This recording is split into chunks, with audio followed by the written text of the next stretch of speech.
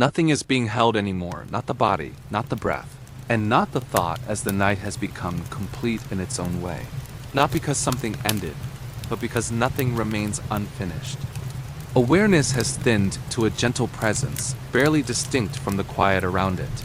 And there is no effort now and no attention directed anywhere in particular, as breath continues on its own slow, and even as though it belongs to the night itself.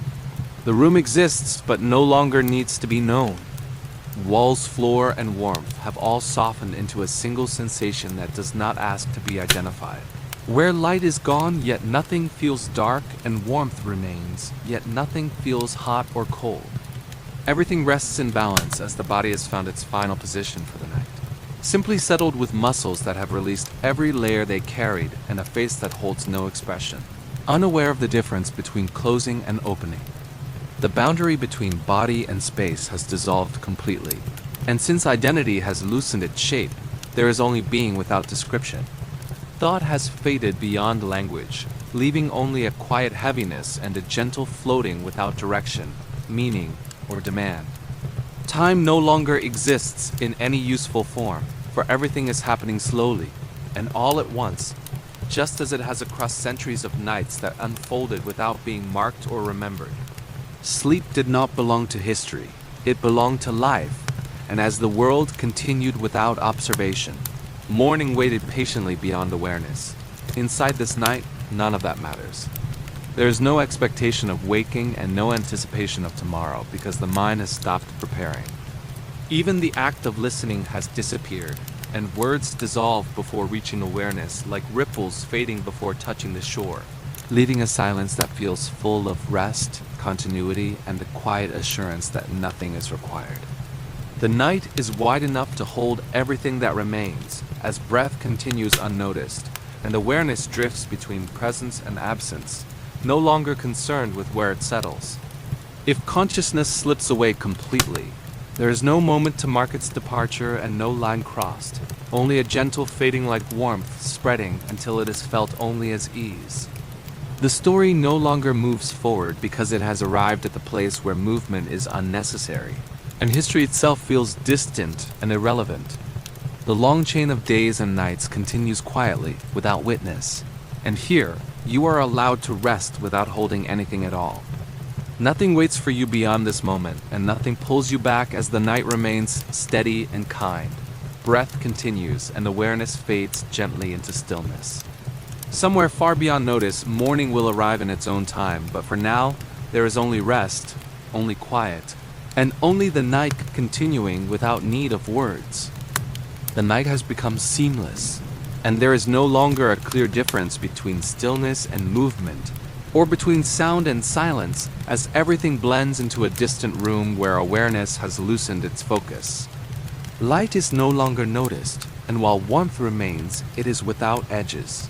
As the body rests fully inside itself and breath moves so evenly that inhale and exhale feel like one continuous motion.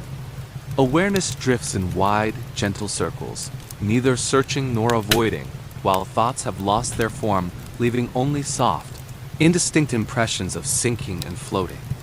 The mind no longer attempts to organize experience, for nothing feels unresolved and the need to follow a story has faded. Words arrive now as texture and rhythm, a gentle presence that passes through without resistance. Outside, the steady existence of the night and the wide sky carry no weight and demand no awareness, while inside the body grows heavier, finding the exact depth where it no longer needs to adjust. Muscles have released completely, the face rests without expression, and the boundary between the body and the space it occupies has blurred into something indistinguishable. Time has thinned to something nearly transparent, where moments overlap and there is no next. Only a continuation known to human beings across countless generations who passed through this same state night after night. This sameness is comforting, a place the body recognizes deeply, perhaps from long before memory even began. The last traces of effort dissolve, and even the act of listening begins to fade as awareness spreads thin like mist, settling over still ground. There is no reason to stay alert and no benefit to holding on, for the story no longer advances but remains only to soften the edges of wakefulness. breath continues, steady and deep, as gravity itself decides to be kind and thought disappears into sensations of warmth, weight, and ease. There is no identity attached to these feelings, no sense of self that needs defending, as awareness becomes quiet enough to blend into rest. The past has let go, the future does not appear, and the present has loosened its shape while the night holds everything together without needing to be witnessed. If sleep takes you fully here, there will be no moment of transition or line crossed, just a gentle fading like a sound growing distant without ever stopping. As the story continues in a place that does not require words, and you are free to rest without holding anything at all. The night feels complete now, not finished, but whole. The kind of completeness that does not ask for explanation, but simply exists, quietly filling the space it occupies. Inside the room, the fire has become almost still, its glow resting rather than moving, as light barely touches the walls anymore, softening everything it meets. Nothing stands out and nothing needs to, as the body grows heavier with a deepening gravity that holds rather than pulls, and breath moves so evenly that each rise and fall blends into one continuous motion. Awareness drifts outward and inward, and thoughts no longer arrive as sentences but as fragments, a feeling, a color, a warmth without origin fading gently before they can form meaning. The mind has lost interest in direction, and comfort has found its place as fabric rests against skin unnoticed, and the surface beneath holds weight evenly and without pressure. Outside, the night continues its quiet expansion under a wide, unchanged sky of stars that have watched nights like this pass for centuries and will watch many more. Inside, time has dissolved almost completely. Minutes and hours no longer exist, leaving only the sensation of being held within a moment that does not move forward. If memory appears, it carries no story, only a sense of safety and recognition without context, which the mind accepts without curiosity. Across generations, this space has always been known the space where the body stops preparing for tomorrow and the mind stops revisiting yesterday. In this hour, nothing separates one century from another. The same slow breath, the same sinking weight, the same gentle loosening of thought. The room grows darker as edges fade and the boundary between body and space softens, making the distinction feel unimportant as awareness spreads and settles. The story itself grows quieter now as words lose their sharpness, becoming soft sounds meant to be felt rather than understood, accompanying your drifting without requiring you to remember them. The fire's warmth remains steady and reassuring even as its light disappears, and the body responds with a final effortless release of muscle. The mind no longer asks what comes next, for there is only continuation. Awareness thins, thought becomes sensation, and sensation becomes quiet. The room holds everything, the night holds the room, and time holds nothing at all. As consciousness drifts without the need for an anchor, history feels far away and irrelevant, part of an unbroken, unhurried chain of days and nights.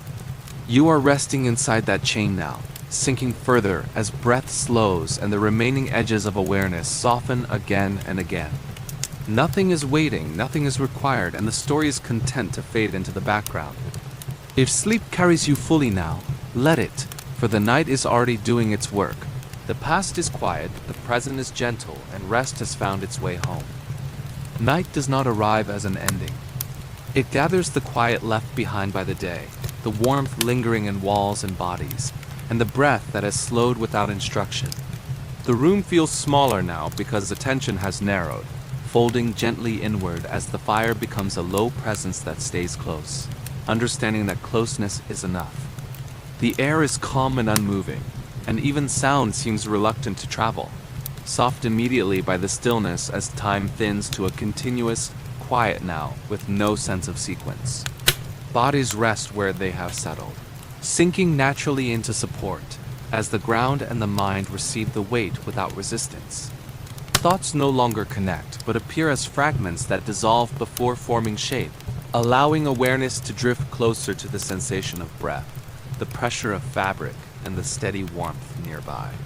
Outside, the night has expanded fully into a wide sky holding stars that neither hurry nor pause, and the people below feel a similar release from the obligation to remain alert. The day has finished asking questions, leaving only a quiet trust that everything necessary has been done, a stillness known to human beings across centuries long before language or stories named it. Inside the room, movement has almost disappeared, and as the fire continues to dim, shadows merge completely to leave no sharp edges behind. This story does not depend on your attention. It is meant to accompany you as sleep approaches slowly, without crossing a boundary, signaled by a heaviness behind the eyes and a gentle pull downward. Muscles let go in quiet stages, with no resistance, only agreement, as the past and future fade and the present loosens its shape into a soft awareness that feels more like floating than thinking. If sleep comes now, it comes naturally, but this hour is patient and the room holds you without asking anything in return. History itself slows and becomes irrelevant, for what matters now has always been simple: warmth, rest, and stillness. As the fire's glow becomes barely visible, the last wakeful threads loosen and attention drifts nowhere at all. For the night is wide enough to hold everything, time is gentle, and rest has already begun. Evening arrives without crossing a boundary, settling gradually like warmth into the hands after holding something steady for a long time as the fire slows into a deep glow that rests on familiar surfaces without needing to draw the eye. The day has thinned out, leaving behind only the essential, and the body feels the shift before the mind does as breathing deepens naturally and muscles release their hold in small, gentle echoes. The shoulders drop, the jaw unclenches, and hands rest without purpose while the presence of others becomes a quiet, layered silence that holds the remains of the day without asking to be revisited. Time no longer feels linear but widens into a calm, continuous state, as darkness presses gently against the walls like a familiar friend, and the stars continue their quiet, unconcerned presence overhead. Inside, edges soften and details blur as the world grows less interested in sharp distinctions, and the mind follows suit as thoughts lose their momentum and drift by without insistence. If a memory surfaces, it does so as a nameless sensation of familiarity rather than a story, for in this hour, understanding is unnecessary. Across centuries, human beings have always known this pause between effort and sleep where the world stops asking questions and life becomes small, contained and complete. This simplicity carries a depth that needs no words, a body near warmth, steady breath, and the quiet certainty of the coming morning. The room draws inward, gathering itself for rest, as movement becomes minimal and the air feels heavy with a calm that narrows awareness toward the center of the body. This hour does not support sharp focus, but invites a drifting surrender, where the fire offers steady warmth and shadows merge into a backdrop where nothing needs to stand out. In this stillness, the body remembers that rest is not an achievement, but a return, and sleep approaches not as an interruption, but as a continuation of this slowing. Nothing requires vigilance now, and the story is content to continue whether you follow it or drift beyond, as history moves on and evenings soften again and again. The past is quiet, the present is gentle, and everything continues slowly and peacefully into rest. The evening does not ask to be understood. It simply settles as the fire softens, no longer bright, but steady a presence rather than a spectacle gathering. Light gently on the walls to reveal shapes that have always been there, now noticed only in this slower glow. People rest without ceremony, for the body knows the transition from day to night, and responds by releasing what it no longer needs to hold. Muscles loosen, breath deepens, and thoughts lose their sharp edges. In this hour, reflection appears not as analysis, but as quiet awareness, staring into the fire, not for meaning, but to let the movement anchor the mind, or simply leaning back to let warmth collect where the day left its weight. There is no tally of achievement or evaluation required, for it is enough that the day passed, making it clear how similar people remain across time in their shared need for these pauses where the world stops asking questions. Across centuries, human beings have returned to the same space between efforts, and rest where worries loosen, not because they are solved, but because they no longer have the energy to persist.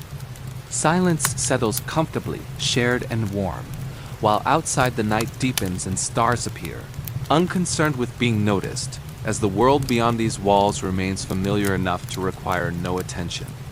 Time feels almost suspended and irrelevant, as the mind follows the body into stillness, allowing thoughts that once insisted on being heard to dissolve into gentler impressions and blurred images. What remains is a soft awareness of being present, nothing more. Nothing less, where reflection becomes a calm acceptance that life, in its simplest form, has always moved in this rhythm of day following night and effort giving way to rest. History may focus on grand turning points, but most of human existence has unfolded in moments like this, where nothing changes, and yet everything continues in an unbroken line of ordinary evenings. This continuity is the true connection between the past and the present, the shared human instinct to slow down when the day releases its hold. As the fire sinks lower and the room contracts inward toward rest, movements become minimal and no one speaks, for there is no need. The night waits patiently as the body responds to signals older than language, welcoming a heaviness that acts as an invitation rather than fatigue. As eyes grow less interested in detail and the mind stops reaching outward, the story remains content to continue without your full attention, offering the realization that peace has never required explanation and rest has always been part of the rhythm. The fire continues its patient, dimming work, and the night, vast and untroubled, holds everything else. As evening settles more fully into the land, something subtle begins to surface. Not a revelation or a moment that demands attention, but a gentle noticing that arrives when the world grows quiet enough for smaller thoughts to be heard. From a distance, times like these are often imagined as dramatic or harsh, but from within this slow evening, the truth feels softer than any story told about it later. Life here is not arranged for beauty, yet it contains it in structures, walls, and tools that were never meant to impress, only to endure. Every piece of wood was shaped to withstand weather rather than admiration, and what later generations might call crude feels entirely sufficient here because nothing is missing and nothing feels unfinished. The absence of modern comfort does not register as loss because the concept simply doesn't exist.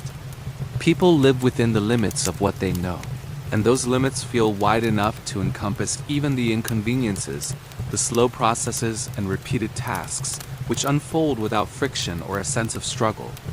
The body adjusts to cold with layering and to darkness with fire, making nothing dramatic because nothing is resisted, which is the quiet truth rarely found in history books. That most days are not moments of survival or triumph, but simply days filled with ordinary movement and modest needs. These people do not feel deprived. They feel familiar with their world, understanding its rhythms physically rather than intellectually, knowing when to slow, stop, or continue through knowledge that is absorbed rather than taught. Even places later remembered as grand began in this simplicity, serving only to keep out the wind, and being touched daily without ceremony, leading to the gentle realization that history, at its core, is made of unremarkable moments. The vast majority of human existence has unfolded exactly like this, quietly and repetitively, and there is deep comfort in knowing that if you have ever felt pressure to make each day meaningful, perhaps meaning was never meant to be manufactured, but lives most naturally in days that ask very little and give just enough. As the evening deepens, this understanding does not demand reflection, but exists like the warmth of the fire, allowing the world to be lived rather than narrated as shadows merge and erase sharp distinctions. Faces soften and details blur until only the essence remains breath, warmth and stillness, as the night presses gently against the walls, not as a threat, but as a continuation full of rest. Time dissolves further as the body stops tracking it, listening instead to the slow rhythm of breath and the comfortable pull of gravity, allowing thoughts to drift or dissolve entirely because nothing important is being missed. The soft truth uncovered here asks only to be felt, that life does not need to be extraordinary to be complete, that days lived simply are not lesser days, and that across centuries, human beings have always found a way to rest inside the ordinary. As the fire burns lower and the room grows quieter, This understanding settles into the background as a gentle companion, and the story moves toward a moment where reflection becomes calm acceptance and the weight of time feels less like a burden and more like a soft blanket drawn gently over the mind. Afternoon settles into the land the way a familiar weight settles into the body, not suddenly or heavily, but just enough to be noticed as the light, once high and pale, now leans to one side and stretches longer shadows across the ground as if reminding everything below that the day has already begun its quiet descent. Work continues, but it no longer asks the same of the body as movements grow slower from instinct rather than reluctance. Guided by a natural intelligence that listens closely to breath and muscle without naming what it hears. Hands still move and tools are still lifted and set down, yet each motion carries more intention and economy. For nothing is rushed to completion, and nothing is abandoned in this unbroken stretch of time where effort and rest overlap gently. Somewhere nearby, the simple sound of someone pausing to drink marks a quiet acknowledgement that the body has needs which are allowed to be met, while the world responds by remaining calm with no alarms or urgency, only the soft conversation of leaves shifting and the distant call of an animal. The earth beneath your feet holds and slowly releases the day's warmth, understanding that nothing should be wasted in a place where time does not press forward, but circulates in small loops of light and shadow, motion and stillness. As the sun lowers further, the air becomes softer and more forgiving, replaced by a gentler presence that wraps around everything it touches, changing the shape of sounds until they are rounder and carry less effort. The body responds with a deep, comfortable heaviness, not fatigue, but a fullness that comes from moving through a day without resistance, as muscles remember their purpose and breath slows without instruction. This is the hour that stops asking questions and begins offering rest, where light slides lower still to reveal the honest texture of wood, grain, and stone, and work tapers off naturally because the body knows what can wait. Rest here is not earned, but expected, and gradually people drift toward places of warmth, and the reliable presence of a fire that changes the space immediately, sending shadows dancing along familiar walls. The air thickens with grounding scents as the body recognizes the signal that the day has reached its softer half. Food returns in its simplest expression, satisfying and unhurried, shared in a silence that is never awkward. Time loosens its structure entirely now, with no more expectations or tasks. Only the gradual unwinding of the body as thoughts begin to drift, and memories rise like shapes beneath water or fade into a pleasant emptiness. The day, having offered everything it needed to offer, asks nothing in return as the world contracts into warmth and shadow, and the space fills with a quiet sense of completion because nothing more is required. In this gentle slowing, this shared stillness between light and dark, the story continues its unhurried path toward a subtle shift in awareness, waiting patiently for the right moment to be noticed. The morning does not hurry. It widens as light stretches across the ground in a slow arc, touching the earth, the walls, and the worn paths that have known so many quiet footsteps before this one. Nothing signals the official beginning of the day. There is no moment you could point to and say, now it has started. It simply continues as the body moves because it has always moved this way, not from ambition, but from familiarity. A door opens with the sound of wood against wood, a brief complaint made thousands of times before, followed by silence, while outside the air feels alive but unbothered, carrying no urgency, only presence. The village reveals itself in pieces through dwellings of similar spirit and shared, spaces worn smooth by feet passing day after day, year after year, where no one rushes to greet the morning and people appear only when they are ready. Movement here is economical and undramatic. A figure crosses the open space carrying a simple tool or a container to be filled, while another pauses briefly for a quiet nod of recognition, saving words for moments that truly require them. As the sun climbs, tasks reveal themselves not as a schedule, but as small needs, something to be tended, carried, or watched, as hands meet familiar textures of wood, earth, and stone that no longer demand conscious attention. This steady, unremarkable work is calming precisely because there is no sense of finishing, only of continuing until the body says otherwise, as time passes in sensations rather than minutes. Midday arrives without announcement, flattening shapes and softening contrast, prompting the body to respond with a subtle slowing and a simple meal that serves as a pause rather than an event. The afternoon stretches out like a long, low hill where muscles warm and adapt to a cycle they know well, and the occasional stops to look at the drifting clouds are not stolen moments, but part of the day is natural design. As the light begins its gradual descent, everything softens again. Edges blur, colors deepen, and the sounds shift to distant calls that act only as confirmation of each other's presence. By now, the body carries a gentle heaviness, the honest weight of hours lived fully without russia, comfort that comes from a tiredness that gives rather than steals. The sun lowers itself without spectacle, catching on familiar faces as the village draws inward, and as tasks loosen their grip, what remains is presence. If you have ever felt a quiet satisfaction at the end of a day that had nothing to do with achievement, then you already know this rhythm, where one gentle sequence of moments slides into the next toward a deeper understanding waiting patiently, just beyond the edge of awareness. Tonight there is nothing you need to do, nothing to remember, and nothing to solve, as there is nothing waiting for you on the other side of this story. You can simply let the day loosen its grip and allow your thoughts to rest the way dust slowly settles when a room grows quiet. Imagine the light around you becoming softer, now not suddenly but gradually, as though an unseen hand were turning a dimmer switch one gentle notch at a time, causing the edges of the room to blur and the shadows to grow longer and kinder.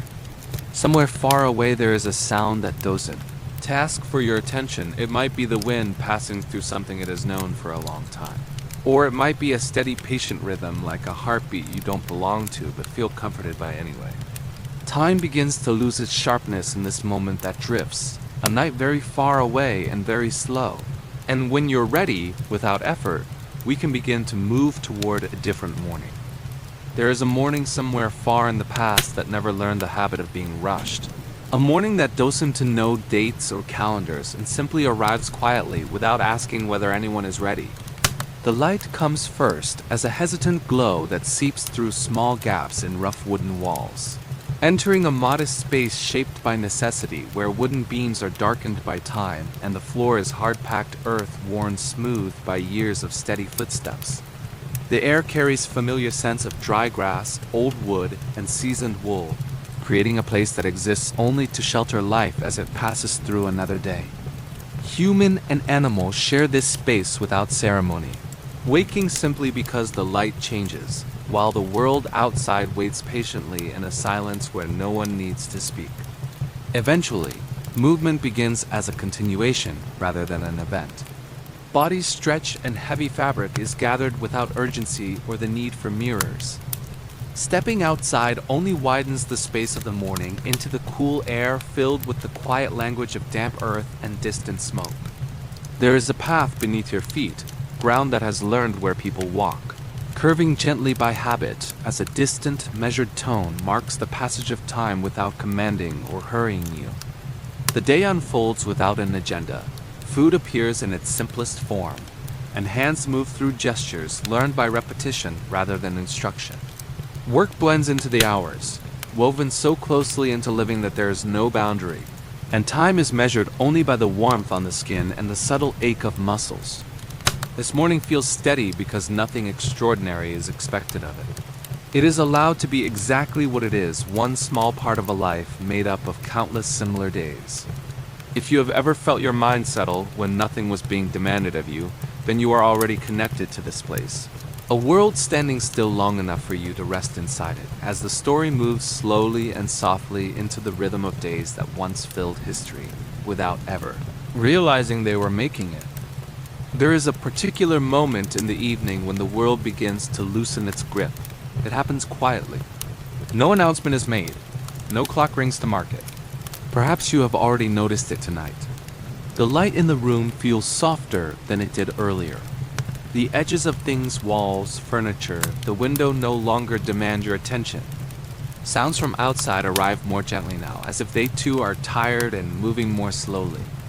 This is not a moment that asks anything of you. There is nothing you need to remember, nothing you need to understand, nothing you need to hold on to. If it feels comfortable, you may allow your shoulders to sink just a little. Let your breathing find its own pace. There is no correct rhythm, only the one your body already knows. Tonight's story is not here to wake the mind. It is here to let it wander, then rest. Long before our days were measured by glowing screens and silent alarms, human life followed a different kind of clock. Not one that hurried, not one that judged productivity, but one that moved in circles, steady, predictable, and deeply reassuring. Imagine for a moment a night many centuries ago. Stone walls stand thick and cool, holding the day's warmth just beneath their surface. A monastery rests quietly at the edge of a small European village, its shape barely visible under the moonlight. The building does not loom or impress. It simply exists solid, patient, unchanging. Inside, a single candle flickers. Its flame bends slightly, responding to a breath of air you cannot feel but somehow know is there. And then, from a distance, comes the sound. A bell. Not loud, not urgent, just present. It rings once, then fades into the night. Moments later, another answers it, perhaps from a neighboring monastery beyond the hills. Together, they form a rhythm older than memory, a rhythm that does not ask anyone to hurry. For the monks who live here, time is not something to chase. It is something to move alongside. Their days unfold in gentle repetition, waking, prayer, work, rest, silence. Each moment is held within the sound of the bell, which arrives again and again, like a steady breath. No one wonders what comes next. The bell already knows. Outside these walls, villagers sleep in small, shared spaces. Rooms are simple. A table, a bench, a bed tucked behind heavy curtains. Those curtains are important. They do not offer true privacy as we understand it today. Instead, they create a feeling of warmth, of enclosure, of being held inside fabric and shadow. When drawn closed, they soften the world. The bed becomes its own small room, a space within a space, a quiet refuge from drafts, from eyes, from the wandering chill of the night. As people settle in, they perform the same small gestures their parents did, and their parents before them. Hands smoothing cloth, a ring touched without thought, a breath released as the curtains fall. These gestures are not dramatic. They do not announce their meaning. Yet they carry something essential, a sense that tonight is like last night, and tomorrow will arrive in its own time. If you have ever closed your curtains and felt the room change instantly, become softer, safer, you are touching the edge of that same ancient habit. A quiet inheritance passed down without words. The bell rings again. Somewhere in the monastery, a monk pauses mid-step. He does not rush. He simply turns, adjusts his robe, and continues toward the chapel. Stone floors are cool beneath his feet. The air smells faintly of wax and old wood. Each sound echoes gently, never sharply.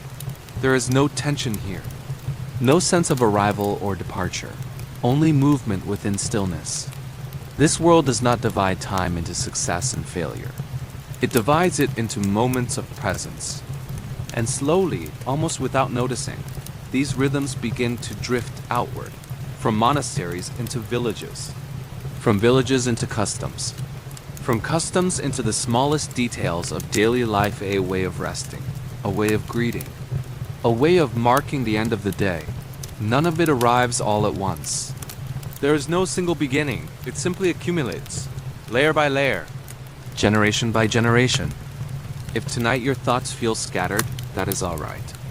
This story does not require your attention to stay sharp. You may listen as if from another room, or as if the words are floating past like lantern light on water. Soon, we will follow these quiet habits, further watching how simple routines shape the way we live, rest, and feel safe even now. But for the moment, there is no need to go anywhere. The bell has rung. The curtains are closing. And time, just for now, has agreed to slow. As the night deepens, the monastery settles into its familiar stillness.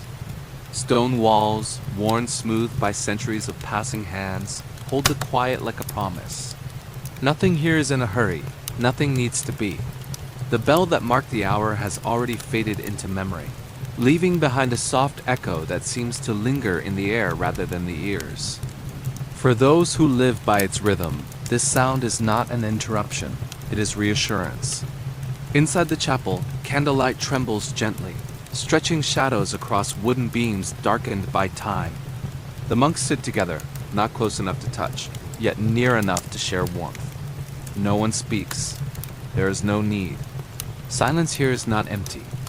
It is full of breath, of patience, of the shared understanding that this moment has happened many times before and will happen many times again. Beyond the monastery walls, the village sleeps. Houses are small, often no more than a single room. Families share the same space, children, parents, grandparents, each finding rest in proximity rather than separation. At night, the boundaries between people soften. Beds are heavy with layered fabric, wool blankets, rough linen sheets, and always the curtain. Pulled closed, it creates a boundary that feels gentle rather than firm. Not a wall, but a suggestion. A reminder that rest is allowed here. When the wind moves outside, it brushes the shutters softly, like a hand passing over water. Inside, the air remains calm. The day has had its say. Now it is time to let go. If you imagine this scene slowly, the curtain falling into place, the weight of blankets settling, the distant echo of bells still humming faintly in the background, you may notice something familiar. Even now, centuries later, many of us still repeat these same gestures. We dim the lights. We draw the curtains. We arrange pillows and blankets just so. Not because someone told us to, but because our bodies remember what safety feels like. Long before sleep was studied, optimized, or discussed, it was practiced, gently, repetitively, with trust. In the daylight hours of this older world, life unfolds with similar softness. Morning begins not with urgency, but with return. The bell sounds again, calling people back to themselves. Fields are tended. Meals are prepared slowly. Hands move with practiced ease. Tools are simple. A wooden spoon, a clay bowl, a metal fork still unfamiliar enough to be noticed. When it first appears on tables, the fork is not yet ordinary. Some see it as unnecessary, others find it curious, but gradually, quietly, it stays. Not because it is revolutionary, but because it makes eating calmer, cleaner, more contained. Like so many things, it becomes part of the rhythm not through force, but through repetition. The same is true of greetings. A handshake, once a deliberate act of trust, begins to lose its edge of meaning. What was once a gesture to show empty hands becomes simply a way of acknowledging another presence. The original reason fades, the comfort remains. And so it goes. Rituals soften over time. They shed their urgency. They keep their shape. The week itself begins to find a pattern. Work and rest are not seen as opposites, but as companions. Days of labor are followed by days of pause. Feasts arrive not as indulgence, but as markers, gentle pauses in the flow of time. These pauses matter. They tell the body it is allowed to stop. They tell the mind it is safe to wander. In this world, productivity is not measured in speed. It is measured in continuity. If you listen closely, you may hear how this way of living hums beneath modern life. Weekends still arrive. Meals still gather people together. We still mark beginnings and endings with small, familiar actions, even when we do not know why. And perhaps that is the quiet power of tradition. It does not shout its purpose. It whispers it again and again until it feels like our own thought. As evening approaches once more, the monastery prepares for night. Candles are trimmed. Doors are checked, not out of fear, but habit. The bell will soon ring again. Somewhere, a monk pauses near a narrow window. Outside, the sky deepens into blue-black calm. Stars appear, not all at once. but gradually one, then another, until the darkness feels textured rather than empty. He does not count them. He does not name them. He simply looks. There is comfort in knowing that others before him have stood in the same place, seen the same sky, heard the same bell. Time stretches not forward, but outward. And in that stretching, something loosens. If your own thoughts drift now, that is welcome. This story does not require focus. It offers companionship. Soon, we will follow one small object, one quiet habit more closely, tracing how it moved from necessity to comfort, from function to feeling. But there is no rush to arrive. For now, let the night hold you gently, as it has held so many before. The bell is preparing to ring. Night, in the older world, is not something to conquer. It is something to prepare for. As the sun lowers itself behind fields and forests, the air cools gradually, as if reminding everyone to slow their movements. Shadows lengthen without urgency, voices soften, tasks naturally find their ending places. Inside homes, the shift is subtle but unmistakable. A bowl is rinsed, a bench is nudged closer to the wall. A candle is lit not to brighten the room fully, but to signal that the day has released its hold. And then, almost without thinking, someone reaches for the curtain. It hangs from a simple wooden rail, heavy with woven fabric. Its edges are worn. Its pattern familiar enough to be invisible. This curtain is not decoration. It is intention. When drawn closed around the bed, it creates something deeply human, a sense of being held within boundaries that are soft, forgiving, and temporary. Inside this small enclosure, the world feels quieter. Drafts are slowed. Light becomes diffused. Even thoughts seem to lower their voices. For centuries, this simple gesture has meant the same thing. You are done for the day. You are allowed to rest. The curtain does not promise safety in an absolute sense. It offers something gentler and more realistic. Comfort. A feeling that whatever waits outside can wait a little longer. People sleep close together in these spaces. Children breathe steadily. Adults shift, settle, sigh. No one expects silence to be perfect. The creak of wood, a cough, the distant bark of a dog. These sounds are not disturbances. They are signs of life continuing nearby. In this closeness, the idea of privacy is different from what we know today. Privacy is not about separation. It is about permission to soften, to release vigilance, to be unobserved in small, human ways. The curtain becomes a kind of portable room. A room made not of stone, but of fabric and trust. If you think about your own sleeping space tonight, you may notice echoes of this design. The blanket that wraps around your shoulders, the way pillows form a boundary, the dim glow filtered through curtains or blinds. These are not accidents of comfort. They are inheritances, passed down not through instruction, but through repetition. In monasteries, the same principle appears again and again. Cells are small, sparse, deliberately contained. A bed, a stool, a shelf, nothing excess, nothing demanding. The purpose is not deprivation, it is focus. Within these tight spaces, the mind has fewer places to wander. The body learns the dimensions of rest. At night, monks retire quietly, their movements slow, economical. Curtains are drawn, candles extinguished. Darkness arrives not as an absence, but as a presence. And with it, a different kind of awareness. The awareness that this moment, this exact configuration of silence, fabric, breath, has happened countless times before. There is comfort in repetition. It tells us that we are not alone in our tiredness, that others have needed this same pause. Over time, the curtain leaves the monastery and the village alike. It evolves. Beds move into separate rooms. Walls grow thinner, then thicker. Doors replace fabric. But the feeling remains. We still seek enclosure when we sleep. Still close something between ourselves and the outside world. A blind. A screen dimmed. Each act says the same thing in a different language. Not now. Tomorrow can wait. There's a softness to this continuity. No single person decided it. No authority declared it necessary. It stayed because it worked, because it felt right. If you allow yourself to imagine this long thread of evenings, one night folding gently into the next, one pair of hands after another drawing fabric closed, you may sense how deeply rest is woven into human memory. Even anxiety, when it appears, is held differently here. It is not analyzed, not named. It is soothed through routine, through warmth, through familiar gestures. When uncertainty arises, people do not search for answers, they search for patterns. And patterns, when repeated slowly enough, become comfort. As the curtain settles into place, it creates a soft darkness that does not demand sleep, but invites it.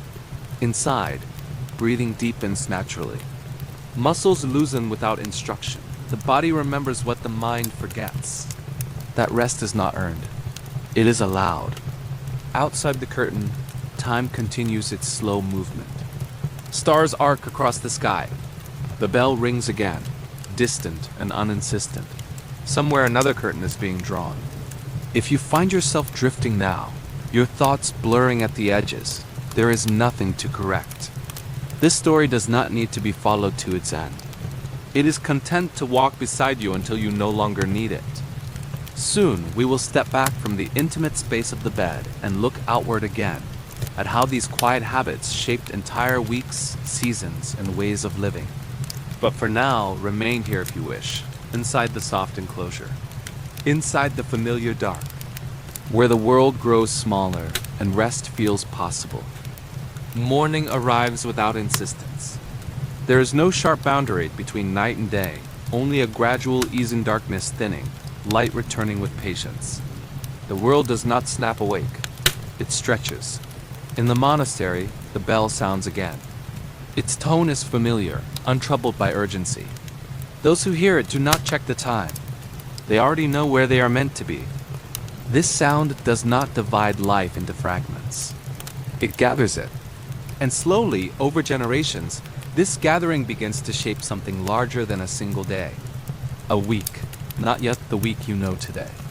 Not measured in deadlines or calendars pinned to walls, but a breathing structure expanding and releasing. Work fills certain days with predictable effort. Hands move through fields, kitchens, workshops. Bodies tire in honest ways. There is satisfaction in repetition. And then there is pause, not as a reward, not as escape, but as part of the design. In villages shaped by monastic rhythms, days of rest are not empty. They are simply different. People wake a little later. Meals stretch longer. Conversations wander without destination. Clothing feels softer against the skin because it is worn without purpose. Festivals appear not as spectacles, but as gentle interruptions. Music drifts.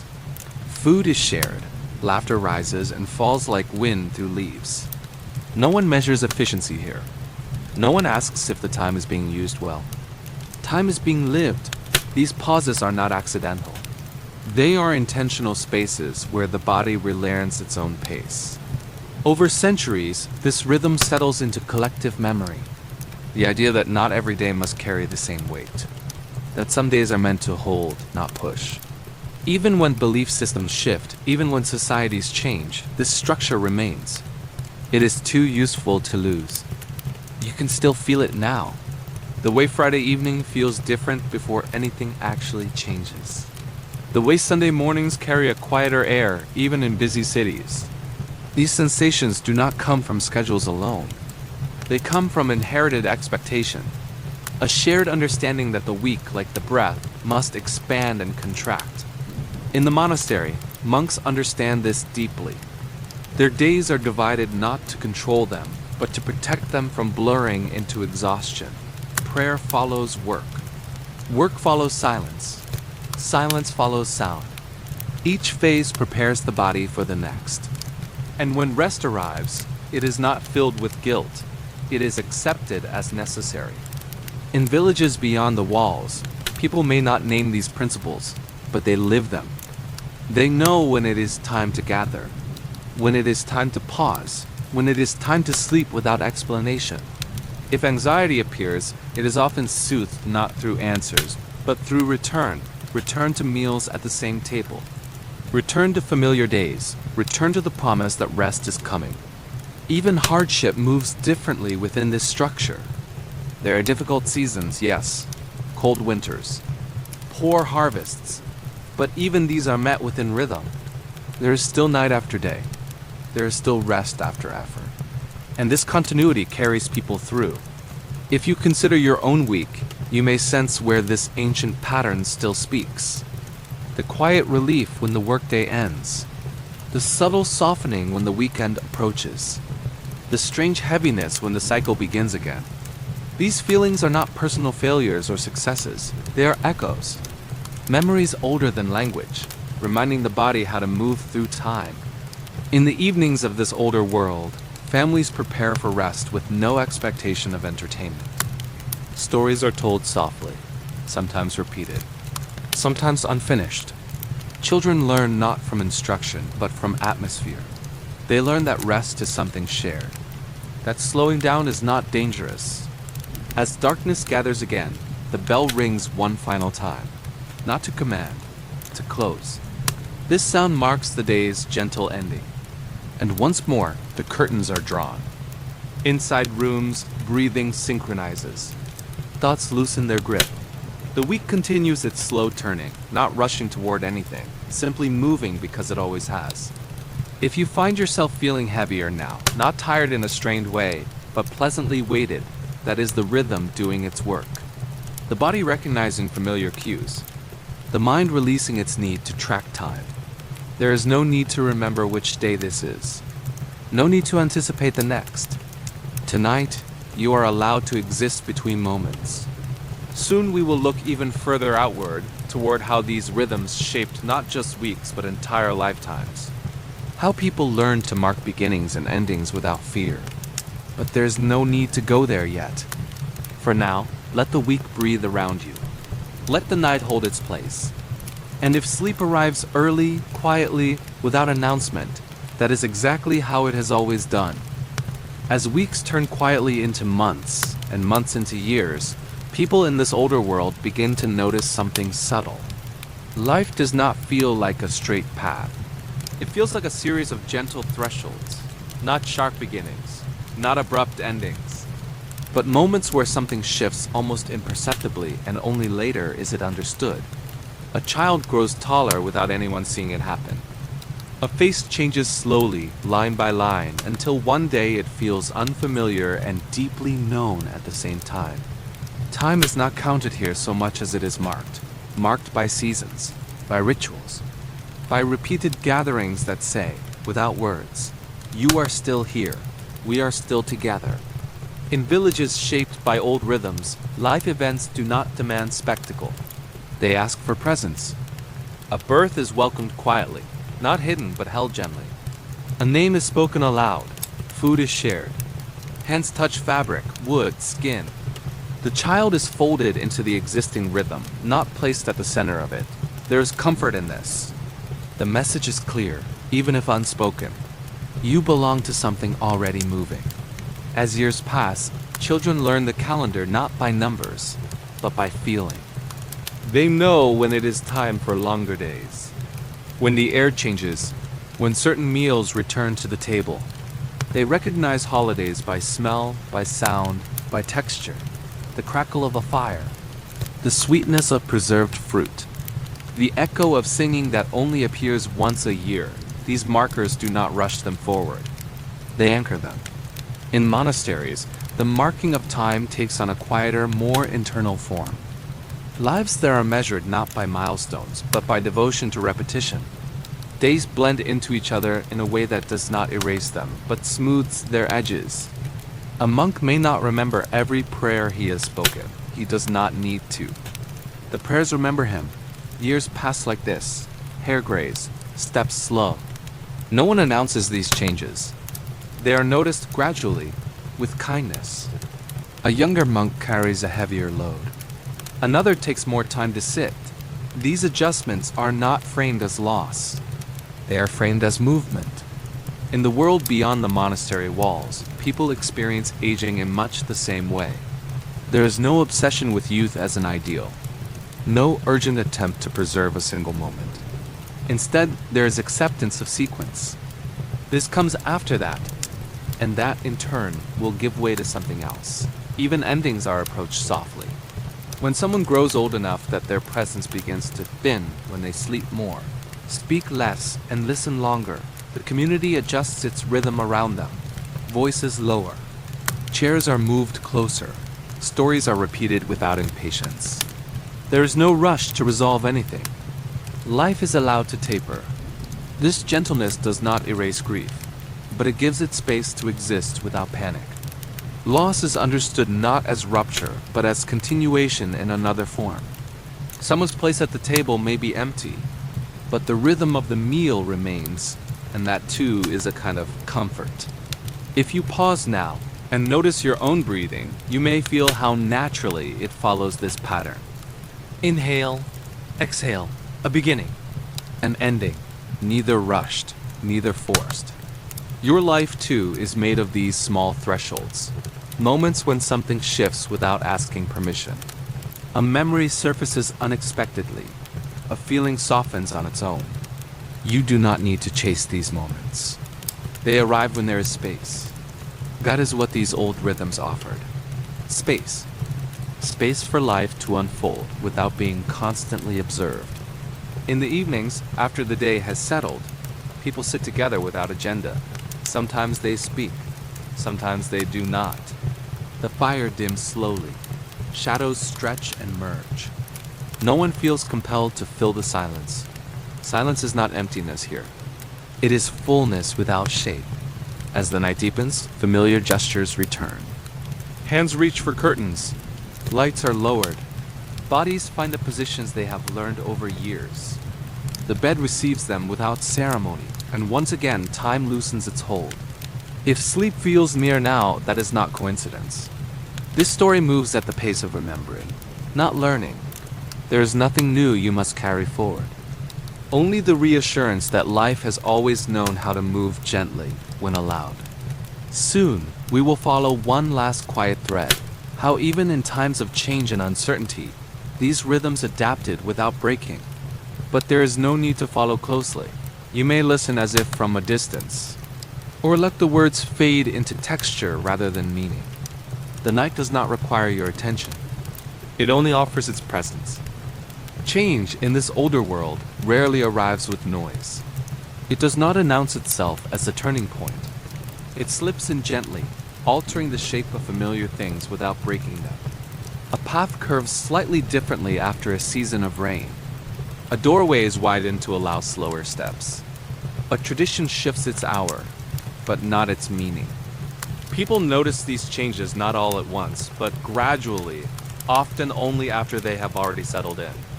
In the monasteries, this quiet adaptation is part of daily life. Rules remain, but they breathe. Schedules hold, but they bend. If a brother grows tired more quickly, his tasks change. If winters become harsher, meals warm and lengthen. Nothing is framed as failure. It is simply adjustment. This way of moving through time creates a kind of resilience that does not resist change but absorbs it. Outside the monastery walls, villages experience the same gentle evolution. Tools improve slowly. Homes shift shape. Paths become roads. Yet the rhythms remain. Morning still arrives softly. Evening still invites rest. The week still opens and closes like a calm hand. Even when uncertainty enters, a poor harvest, an unfamiliar ruler, a changing climate, people return instinctively to what has always steadied them. Shared meals, repeated gestures. The drawing of curtains at night, these are not small comforts. They are anchors. If you have ever found yourself returning to a familiar routine during a difficult time, making the same tea, walking the same route, listening to the same quiet sound, you are participating in this same ancient practice. Stability does not come from certainty, it comes from continuity. In times of transition, monasteries often become places of refuge. Not because they promise answers, but because they offer rhythm. People arrive tired, they leave calmer. Nothing dramatic has happened. No problem has been solved. But something inside has settled. The bell still rings. Meals still arrive. The day still closes, and that is enough.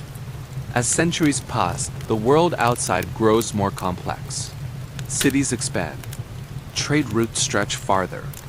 Ideas move faster. Yet even as life accelerates, people continue to carve out spaces of slowness, a pause before a meal, a day set aside for rest, a quiet moment at night when lights are lowered and voices soften. These habits persist not because they are enforced, but because they are needed. They remind the body that it is allowed to slow. They remind the mind that it does not need to carry everything at once. In this way, history does not move away from rest. It carries it forward, sometimes hidden, sometimes transformed, but always present. If you listen closely, you can hear it beneath modern life, in the way a room feels calmer when the lights dim, in the instinct to sit rather than stand when tired, in the relief that comes when the day finally releases you. These are not weaknesses. They are inheritances. As night falls once more in our story, the familiar sequence begins again. Doors are secured not out of fear, but habit. Candles are extinguished carefully. Curtains are drawn with the same practiced motion. Inside these spaces, people do not worry about what tomorrow will bring. Tomorrow has always come, and it will come again. For now, the present moment is enough. Breathing slows, thoughts become less defined. The edges of the day blur. If your own mind feels softer now, less eager to organize or anticipate, that is the rhythm at work. You do not need to follow every word. You do not need to remember where we are in the story. You are exactly where you need to be. Soon, we will begin to bring this long journey gently inward, toward the listener, toward you, connecting these ancient rhythms to the quiet space you occupy tonight. But there is no need to prepare. The transition will be as gentle as everything else. For now, let the night do what it has always done best. Let it hold change without asking you to solve it. Let it carry you without effort. The world can wait.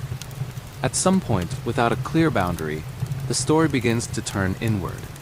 Not away from history, but toward the one who is listening.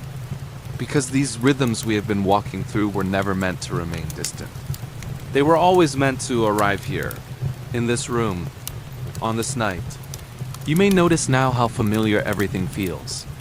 The soft light, the quiet air, the subtle awareness of your own body resting where it is. You are not so far from that older world. The materials have changed. The pace of daylight has quickened, but the deeper needs remain the same. To feel held by routine, to feel carried by repetition, to feel that rest is not something you must justify. In the monasteries we visited, monks did not lie awake wondering if they deserved sleep. Sleep arrived because it always had. In the villages beyond the walls, people did not optimize their evenings. They followed them. And tonight, in your own way, you are doing the same. You have allowed the day to end. That is not a small thing. Even if the day felt unfinished, even if thoughts linger at the edges of your awareness, you have come to this moment anyway. That choice, conscious or not, is part of a long human story. For thousands of years, people have gathered at the edge of night with the same quiet hope that the world will soften enough to let them rest. If you imagine those countless evenings layered one upon another, candles dimming, curtains closing, breathing slowing, you may sense that you are not alone in this moment. You never have been. Somewhere in the past, someone lay down with worries not unlike your own. They did not resolve them. They rested anyway. Somewhere else, someone listened to a familiar sound, the bell, the wind, the murmur of voices, and let it carry them into sleep. Tonight, this story becomes that sound. Not something to follow, something to rest beside. If your thoughts drift now, that is welcome. You do not need to guide them back. This is not a path that requires attention. It is a circle that holds you whether you watch it or not. You might notice sensations becoming simpler. The weight of your body supported, the temperature of the air, the gentle rise and fall of breath. These are the same sensations people have noticed at night for centuries.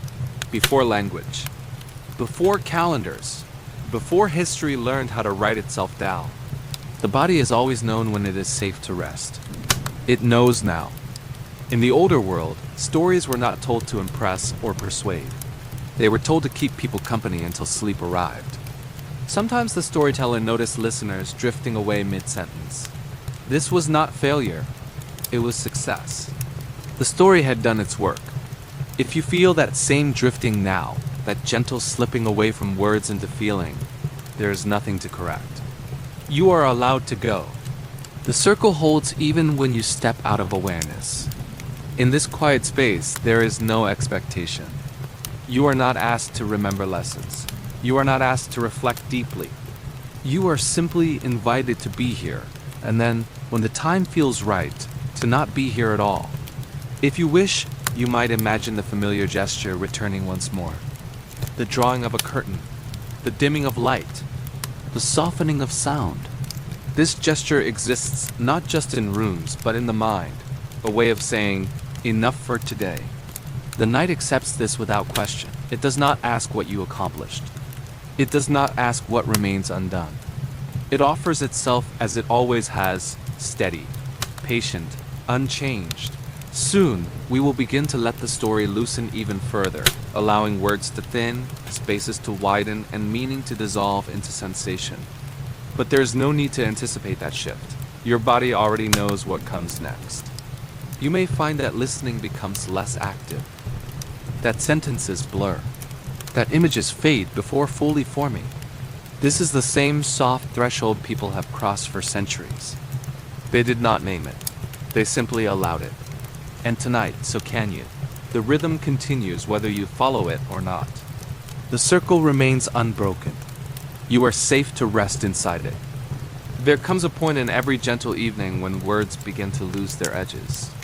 They are still present, still moving softly through the air, but they no longer ask to be held.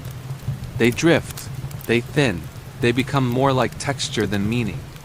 This is where the story naturally belongs now, not in explanation, not in history, but in atmosphere.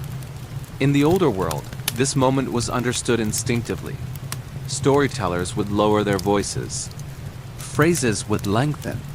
Silences would appear between sentences, not as pauses to be filled, but as spaces to rest within. No one feared these spaces. They were signs that the night was doing its work. If you notice now that you are listening differently, less with the mind, more with the body, that is exactly right. You may not remember the last sentence clearly. You may not remember the one before it. Memory is no longer required. Long ago, when lamps burned low and rooms were lit only by embers, people allowed themselves to slip into this state without naming it. Eyes would close not all at once, but gradually. Breathing would slow without instruction. The body would grow heavier, as if gently anchored. Stories did not end. They simply stopped being needed. The same is true here. Nothing dramatic remains to be said, only the quiet continuation of rhythm. Imagine, if you wish, the familiar sounds returning once more. A distant bell, now barely audible. The soft movement of fabric settling. The faint hush of night air against stone or glass. These sounds do not form a scene anymore. They form a feeling. A sense that the world has narrowed to exactly the size it needs to be. In this space, there is no timeline. Past and present lose their separation. The monastery, the village, your room, all exist together, layered gently rather than divided. Time becomes circular again, a breath in, a breath out. Nothing more is required. If thoughts arise, they do so without urgency. They may drift across awareness like clouds, unexamined and unheld. There is no need to follow them, no need to push them away. They will move on when they are ready. The body understands this language. It has heard it before. Every night, in one form or another, it has been invited into rest. Sometimes gently, sometimes reluctantly. Tonight, the invitation is patient. There is no expectation that you fall asleep at a certain moment. There is no measure of success or failure. Rest is already happening.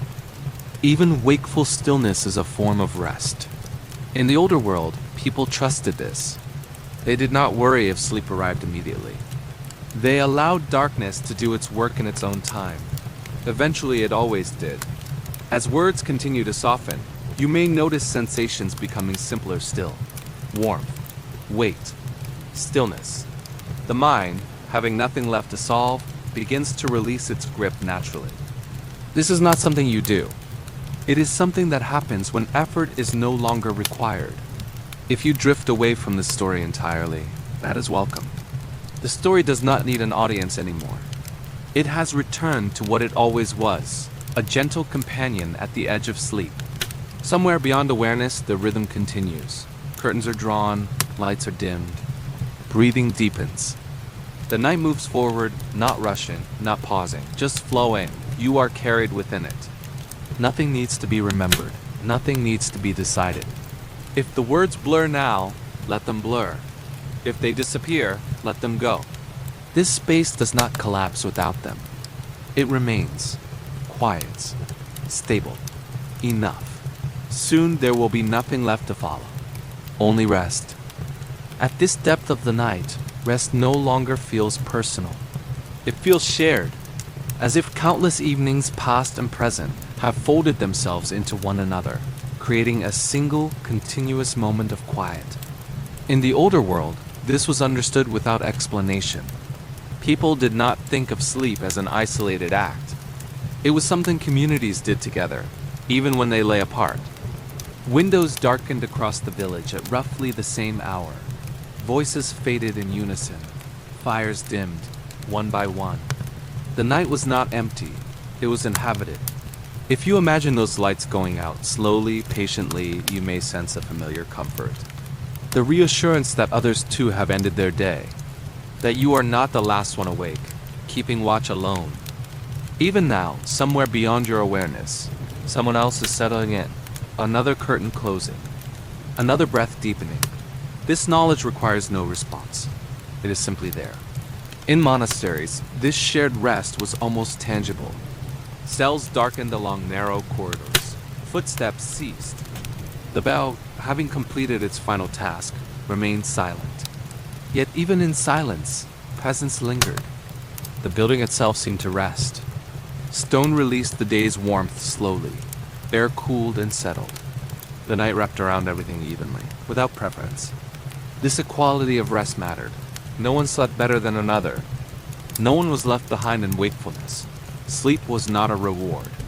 It was a state the night offered freely. Over centuries, this understanding traveled quietly through time. It embedded itself in gestures, in expectations, in the way people instinctively prepare for bed. The soft sigh after turning off a light, the final glance at a familiar room, the easing of the body into stillness. These moments carry memory within them. Not specific memories, but a sense of belonging to something larger. If you feel that sense now, even faintly, it is not imagined. It is the echo of countless nights lived before you. Rest is one of the few experiences humans have always shared. Across cultures, across centuries, across belief and language, everyone, eventually, has needed the night to hold them. And the night has always done so, without question. As the story continues to thin, what remains is this shared understanding that you are not alone in letting go. That rest does not separate you from the world, it returns you to it gently. If you notice awareness drifting now, if moments slip past without shape or thought, there is nothing missing. This is where the story was always leading, toward a place where nothing needs to be followed. In the older world, storytellers knew when to stop. They recognized the signs. Slower breathing, stillness, the absence of response. The story had become unnecessary. Tonight, we approach that same threshold. Words are already less distinct. Images no longer insist on forming. All that remains is a quiet sense of continuity. A feeling that rest has always been here, waiting patiently. You do not need to arrive anywhere. You are already inside the moment.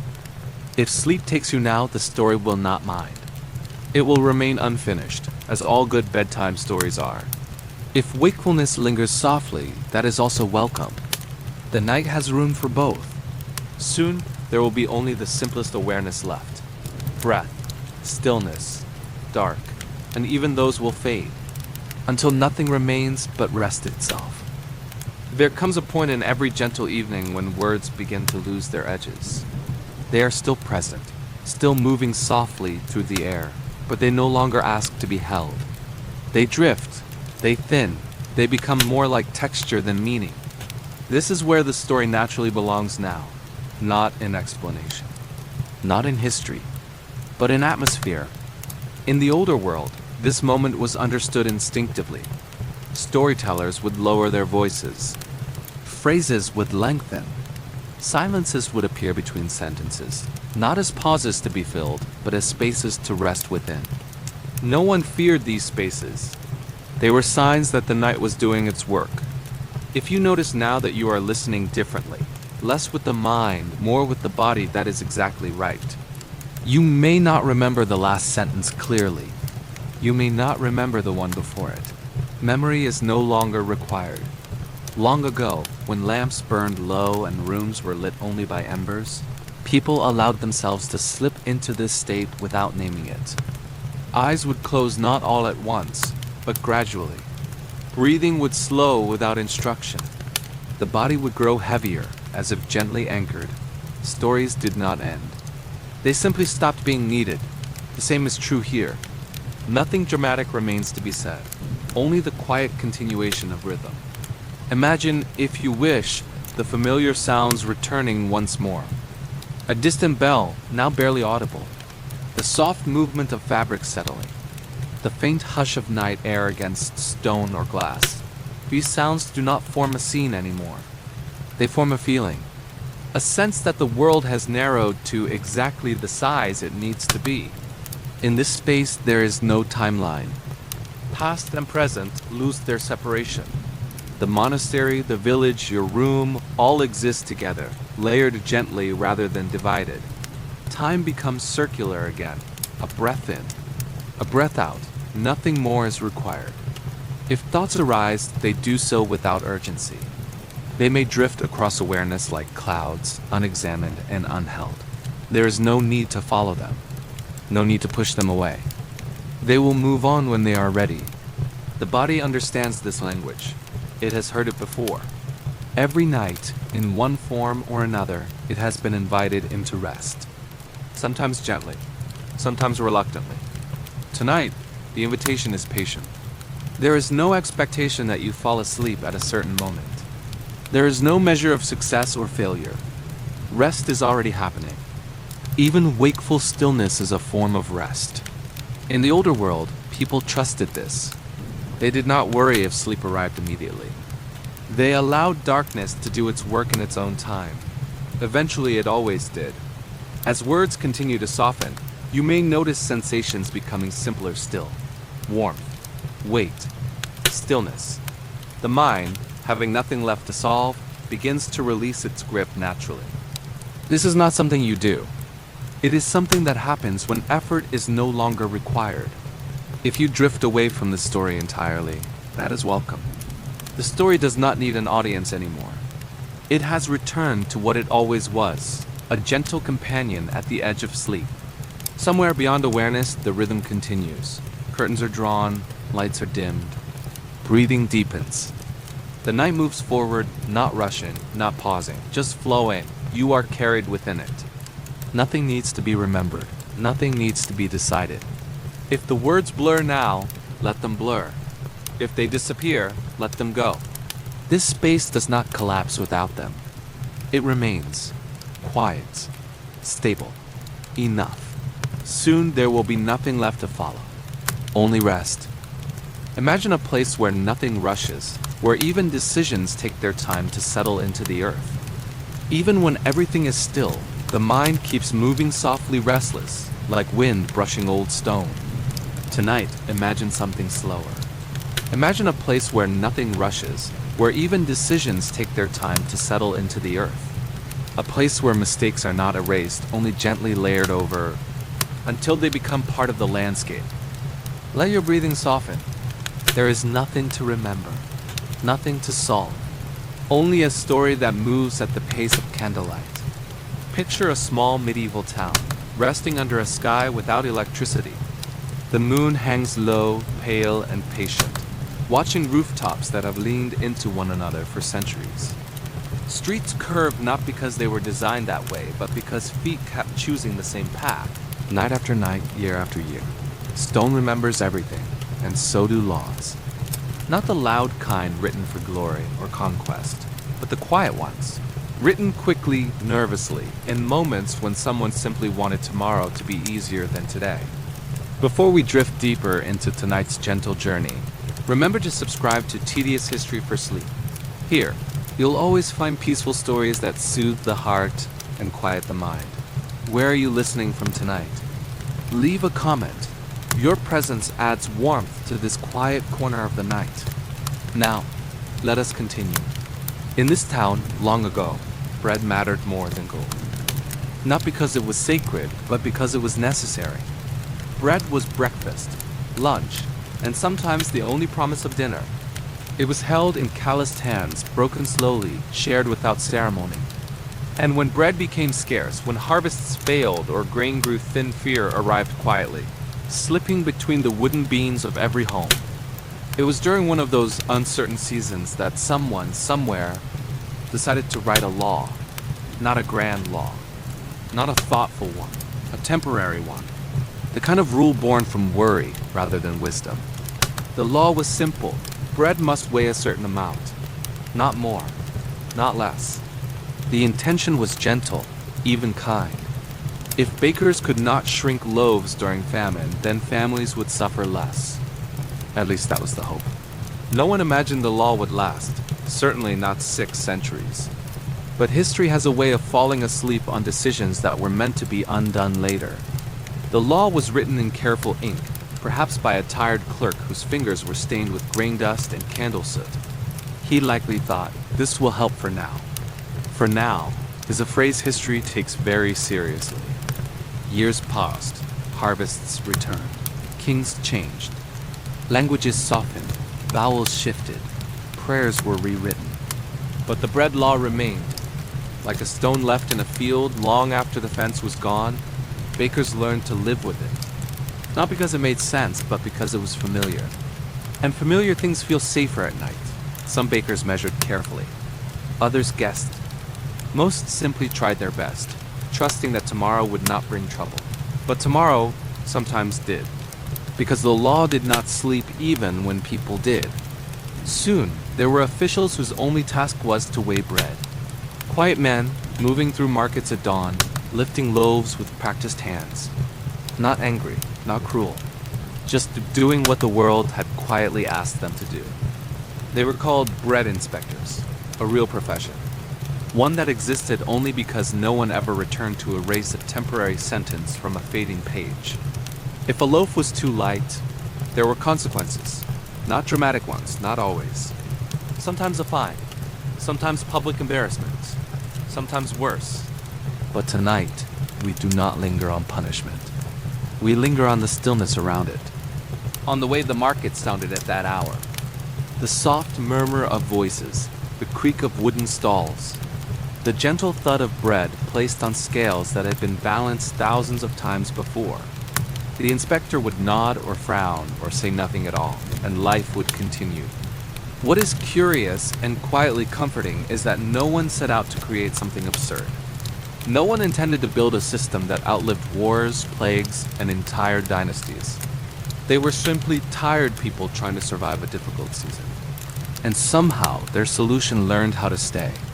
If you've ever kept something longer than you meant to, a habit, a worry, an old rule you placed on yourself, you already understand medieval Europe better than you think. The mind likes what is already there. Change requires energy. Keeping things as they are requires only sleep. As the town settles into night, imagine a baker closing his shop. He sweeps the floor, dust rising slowly in the lantern light. Tomorrow he will bake again.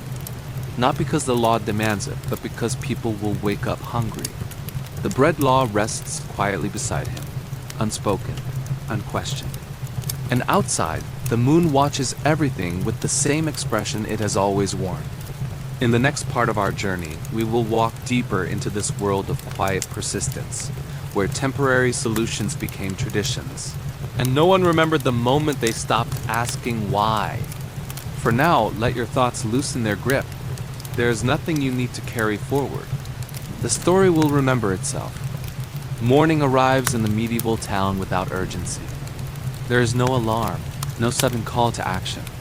Just a gradual brightening of stone walls and timber frames as daylight finds its way through narrow streets. The town wakes the way a body does, slowly, instinctively, without instruction. Somewhere, a bell rings. Not loudly, not to command. Just enough to let people know that the day has decided to begin. The bell has been ringing for generations. No one remembers who first pulled the rope or why the sound was chosen. It simply works, and so it remains. Below the bell tower, the market begins to gather itself. Stalls are unfolded. Wood scrapes softly against wood. Cloth awnings stretch and sigh as they catch the air. Baskets appear, filled with apples dulled by travel, roots dusted with earth, and loaves of bread round, pale, familiar. Bread always looks the same here. Not because imagination is lacking, but because sameness is comforting. People like knowing what their hands will find. A woman reaches for a loaf without thinking. Her fingers already understand its weight. She does not weigh it. She does not question it. Trust is built from repetition. Nearby, a bread inspector stands quietly. He does not announce himself. There is no uniform to speak of, only a small scale hanging from his belt, polished smooth by years of use. He waits. The inspector is not feared, not really. He is part of the market, like the smell of grain or the sound of coins touching. When he lifts a loaf, he does so gently. This is not a hunt, it is a ritual. The scale dips, balances, settles. Most loaves pass without comment. A nod, a step back. Life moves forward. What is remarkable is how little anyone thinks about the rule itself.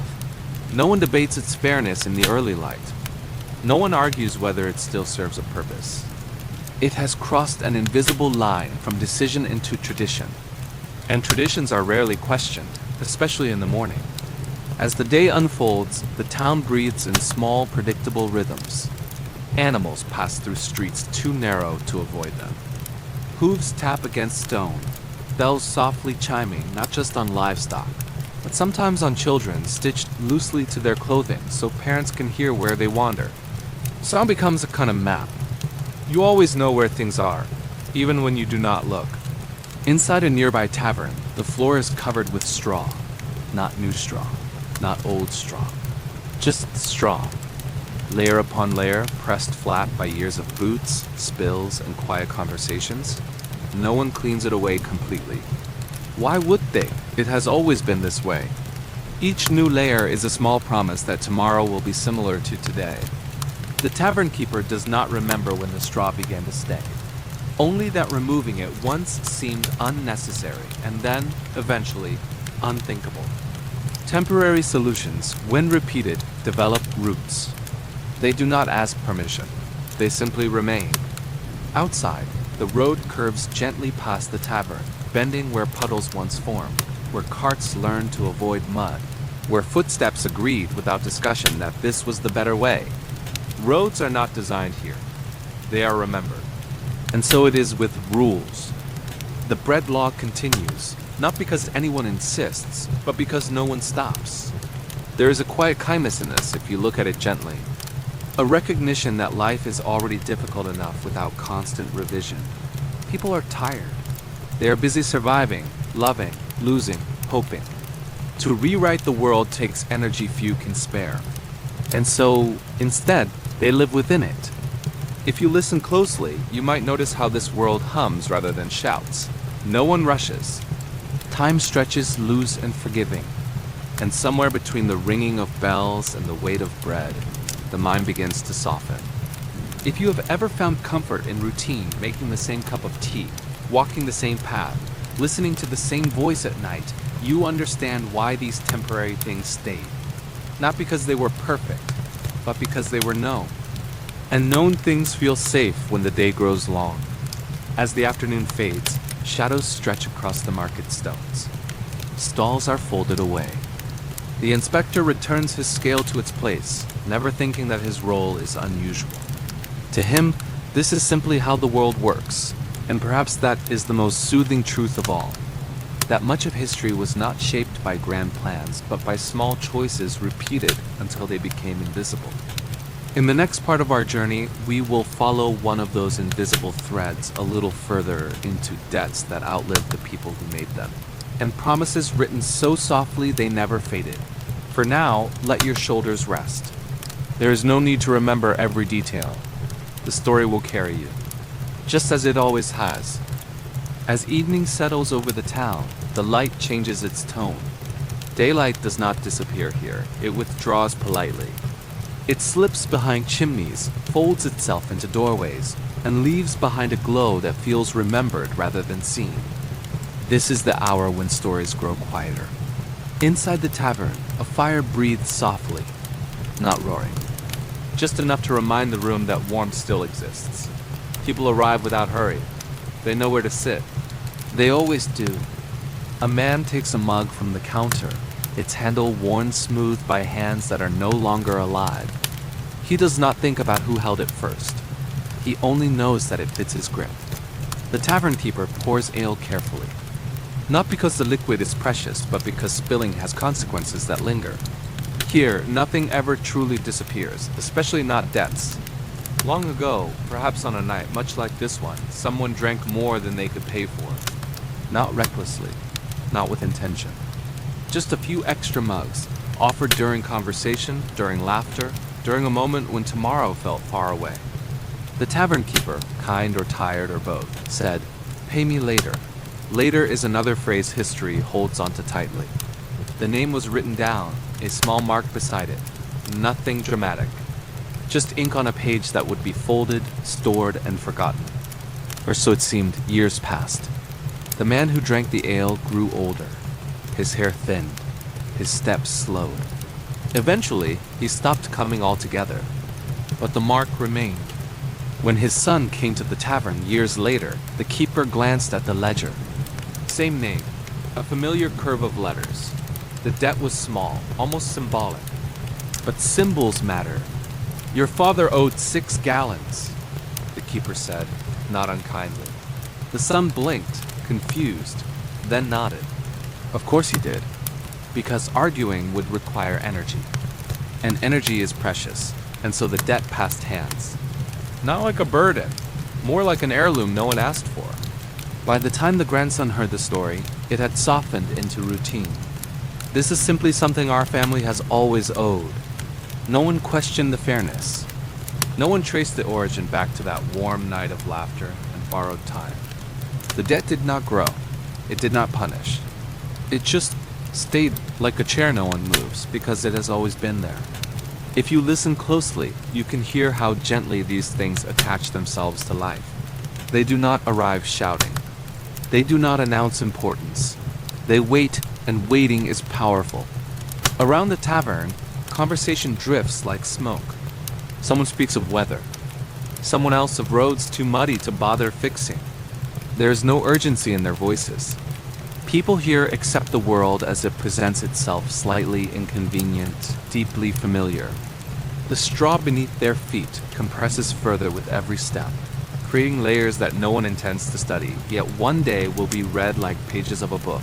Each layer tells a quiet story, of spills cleaned half-heartedly, of tears dropped unnoticed, of laughter absorbed into the floor and never returned. Above it all, the fire flickers, casting shadows that move slower than the people who create them. Time stretches, and with it, the understanding that not everything must be resolved to be lived with. If you've ever carried a thought that was never finished, a promise half made, a habit you meant to stop someday, you are not alone. The medieval world was full of these unfinished sentences.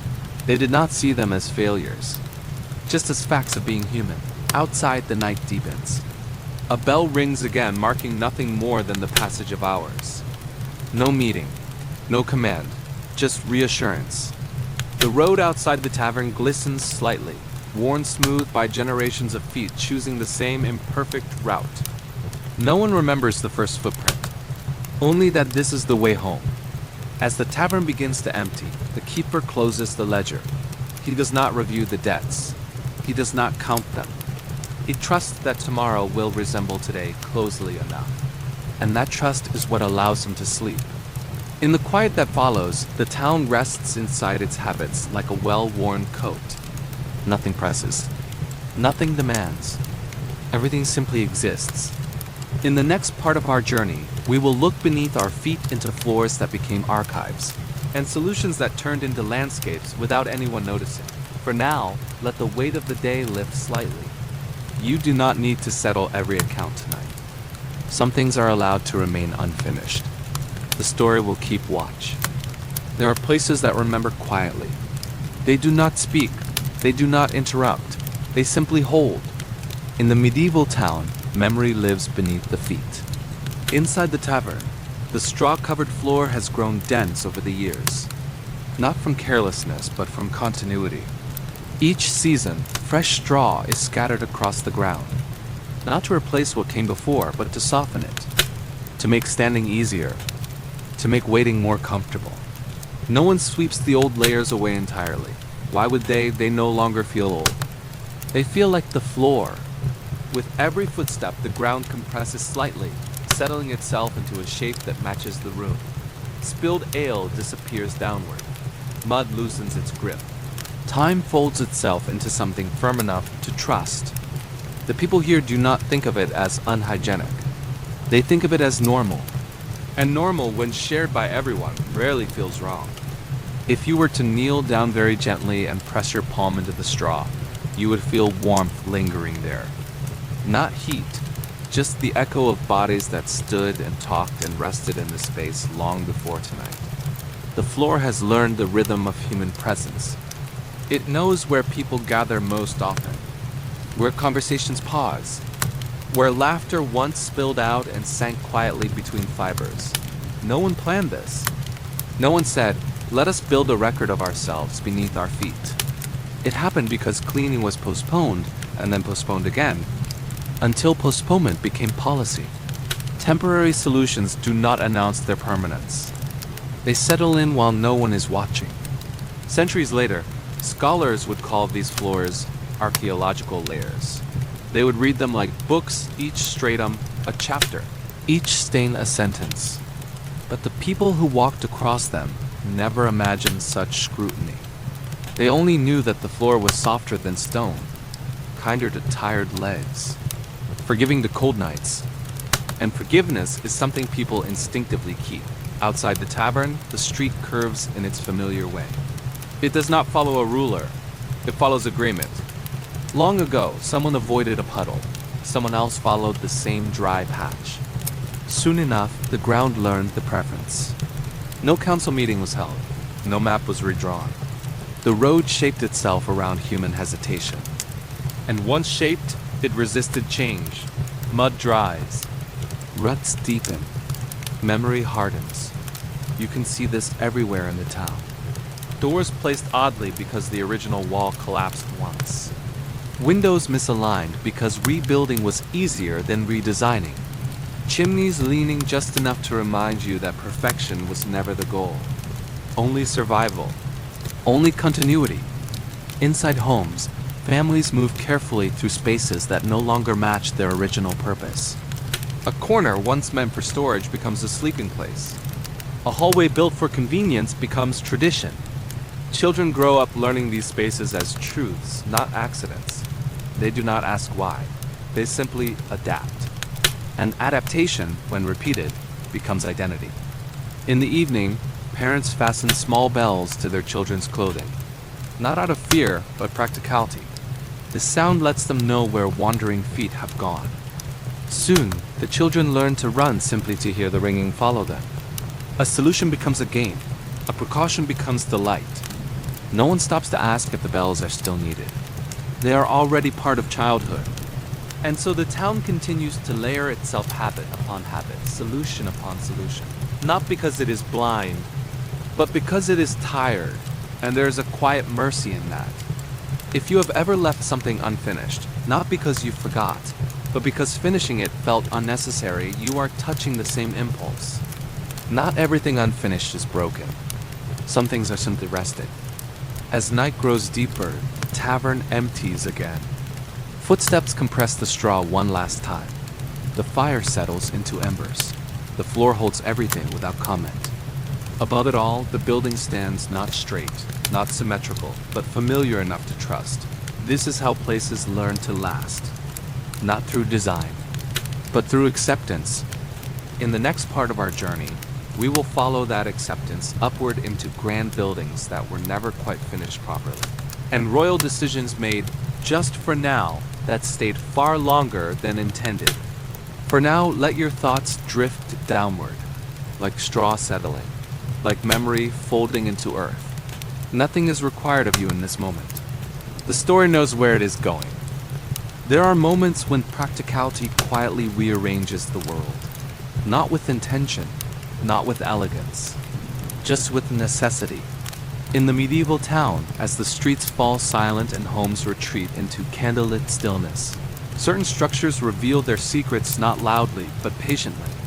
Castles, for instance. From the outside, they appear deliberate, strong, thoughtful, stone stacked with purpose. Towers rising as if they always knew where to stand. But inside, the truth is softer, less planned, more human. In one such castle, deep within its walls, the kitchen sits beside a place no one speaks of comfortably, a latrine. Not because anyone thought it ideal, but because, once long ago, there was an emergency. Perhaps the original kitchen collapsed. Perhaps a fire forced relocation. Perhaps winter demanded speed over sense. The details are unimportant now. What matters is that someone said, just for now. And just for now, stayed. The kitchen was built close to the latrine for convenience. Water access, waste removal, temporary logic. No one imagined it would remain that way for centuries. But stone is patient. Once built, it resists revision. Cooks adapted. Servants learned the paths. Meals were prepared with care, despite the awkward arrangement. Life did not pause to complain. It adjusted. Over time, the smell faded into expectation. The proximity became invisible. Children born into the castle knew no other layout. To them, this was simply how kitchens were placed. History often works like this, quietly overriding intention with familiarity. Outside the castle walls, moats tell a similar story. They look strategic now, symbolic, but their beginnings were humbler. At first, a moat was nothing more than a hurried ditch, dug in fear, meant to slow feet, not armies. Earth piled quickly. Water collected accidentally. It was never meant to define power. Yet once the ditch existed, it stayed. Water deepened, stone followed. Soon, what began as panic hardened into prestige. Visitors admired the reflection of walls in still water. They spoke of strength. No one remembered the shaking hands that first held the shovel. And no one thought to fill the moat back in, because now it looked intentional. This is how meaning is layered onto accident, and how accidents are forgiven by time. Inside homes, this same pattern repeats in smaller ways. A table placed against the wall to save space remains there forever. A doorway blocked during repairs becomes a storage nook. A ladder meant for temporary access turns into a permanent staircase. People adapt first, then forget, then defend. If you were to ask why something is the way it is, the answer is often simple, because it has always been this way. And that answer, though unsatisfying, is deeply comforting. It removes responsibility. It allows rest. As the night deepens, the castle grows quiet. In the kitchen, embers fade beneath ash. The walls hold the warmth of the day. Nearby, the quiet corner exists as it always has, unremarked, accepted. Stone does not judge proximity. It only remembers placement. If you have ever accepted something inconvenient simply because changing it felt harder than living with it, you are sharing a moment with the past. Not out of laziness, out of conservation.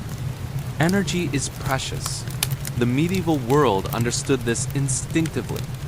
They did not waste effort correcting what no longer caused pain, even if it once did. Outside, the moat reflects the moon without commentary. Still water, still walls. Fear has transformed into beauty, and beauty rarely invites questions. Somewhere in the castle, a guard shifts his weight. He does not think about why he stands where he does, only that this is his place. The bell tolls softly, marking time without instruction, and the world remains arranged as it was left. In the next part of our journey, we will look at names, those small labels meant for convenience that grew roots deep enough to follow families across centuries. For now, allow your thoughts to drift like reflections in water. Nothing needs to be fixed tonight. Some things are allowed to stay exactly where they are. The story will wait. Names at first were not meant to last, they were tools. Small verbal shortcuts passed between neighbors who already knew one another well enough. In the medieval town, a name was rarely enough on its own. There were too many Johns, too many Margarets, too many Williams moving through the same narrow streets. So people added something gentle, something practical. John by the river, Margaret with the red hair, William who works the mill. These were not identities. They were directions. No one imagined they would be inherited. On a quiet morning, inside a small stone building that smelled faintly of dust and ink, a clerk dipped his quill into a shallow pot. He was tired. His back ached. The light was poor. He was recording taxes or births or land details meant to organize life, not define it. A man stood before him. "John," the man said. The clerk looked up, then down again. "Which John?" There was no impatience in the question, only habit. "John," the man repeated, then added softly. "The one with the crooked nose." The clerk paused, then wrote it down. John Crooked Nose.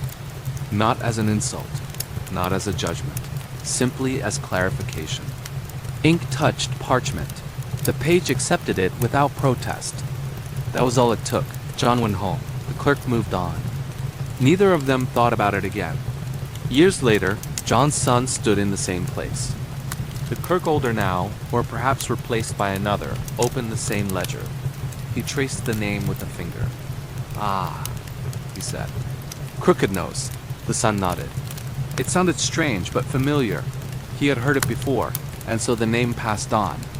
Not because anyone chose it, but because it was already there. History loves what is already written.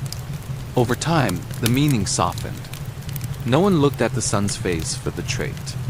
No one cared whether the nose was straight or bent. The word had detached itself from the body. It no longer described. It simply identified. Across the town, similar things happened. Occupations became surnames. Miller, Smith, Baker. Places became identities. Hill, brook, field. Even moments of humor or impatience were preserved. Short, long, brown. These were not meant to define generations. They were meant to help one tired clerk finish his work before dusk. But ink is patient. And paper remembers more faithfully than people do. Children grew into adults carrying names that told stories no one could recall fully. Why were they called that? No one knew. Only that it had always been so. And familiarity once again took the place of intention. There is something quietly tender about this.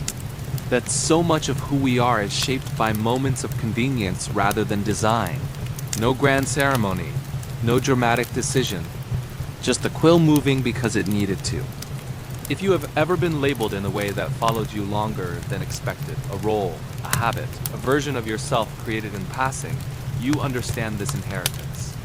It was never meant to be heavy, but weight accumulates. As night falls over the town, households gather close. Candles burn low. Voices soften.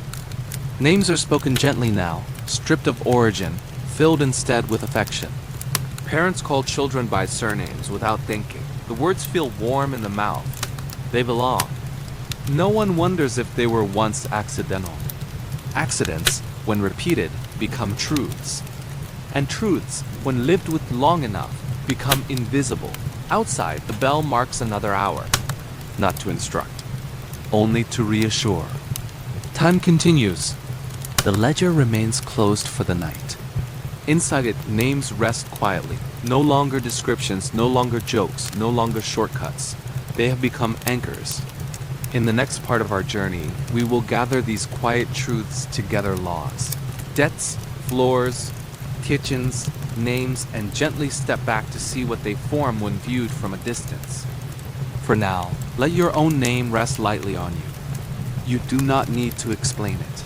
You do not need to justify it. Tonight, it is simply a sound that belongs to you. The story continues to breathe softly in the dark.